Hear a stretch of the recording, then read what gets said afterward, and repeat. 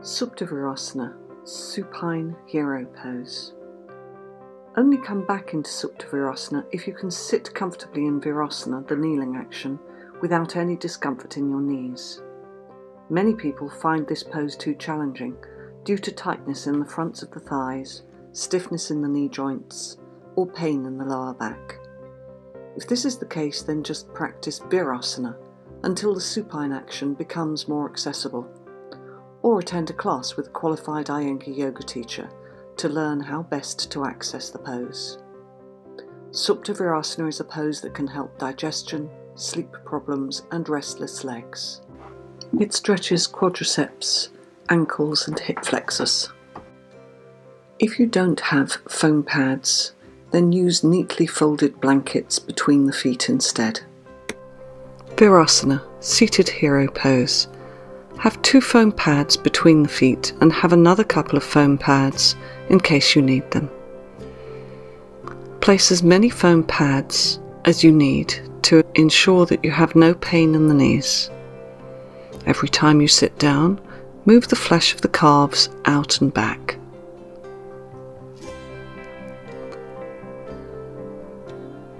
Sit down on as many foam pads as you require and spread your toes. Move the outer ankles in, place your thumbs onto your heels and your fingers onto your toes. Lift up through the front of the body. Keep the breath fine and even. Roll your shoulders back and down and have the elbows pointing back. Press down with the shins and the tops of the feet. Keep the facial muscles soft. To come out of the pose, come onto your hands and knees, lift your feet and swing your legs out in front of you into Dandasana. Roll the mat up in front,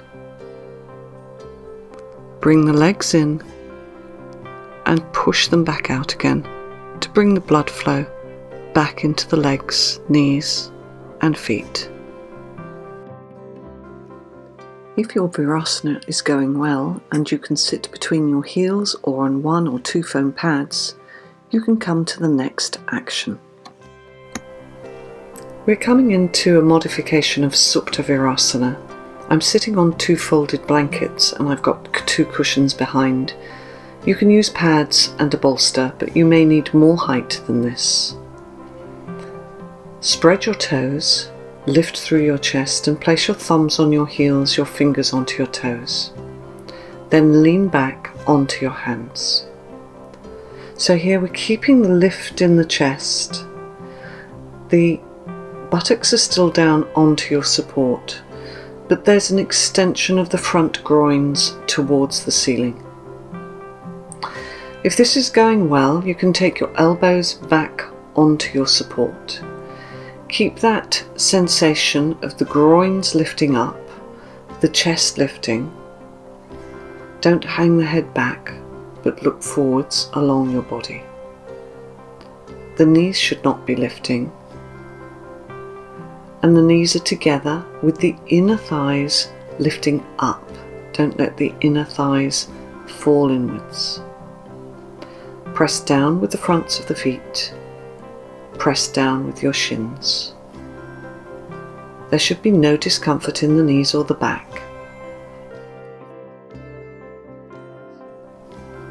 Come back up and sit in Virasana. If you feel you're ready for the full pose, practice Supta Virasana with us. Sitting in the centre of your mat, preparing for Supta Virasana. As you can see here in the video, the classic action of Virasana needs to be understood before the supine action. As you sit in Virasana, work on the action of the back of the thighs. As you can see here, the length of the thigh needs to extend from the inner knees towards the buttocks. Keep this length as you sit for the pose. Take your hands back and rest onto the wrists. At this stage, you may find there's an extension in the front thighs. See that you keep the length of the shins and the shins firmly grounded. as you extend back into the supine action. Push the hands into your feet. Lengthen throughout the center of the body. Extend the chest. Extend the chest towards the face side. Keep the length in the lower back extending towards the crown of the head. Finally, reach the arms above the head. Flatten the back of the arm, flatten the palm. Keep the thighs grounded. Let the breath become smooth and even.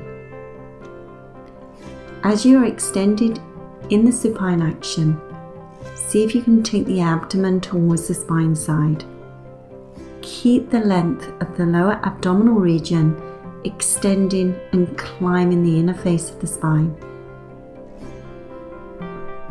Keep the shoulder blades moving towards the back waist. See if you can flatten the shoulder blades towards the floor. To come out of the pose, come back onto the wrists. And finally pushing yourself up to the Virasana action. If you find this pose difficult, take time to practice with the props and gradually come to the classic pose.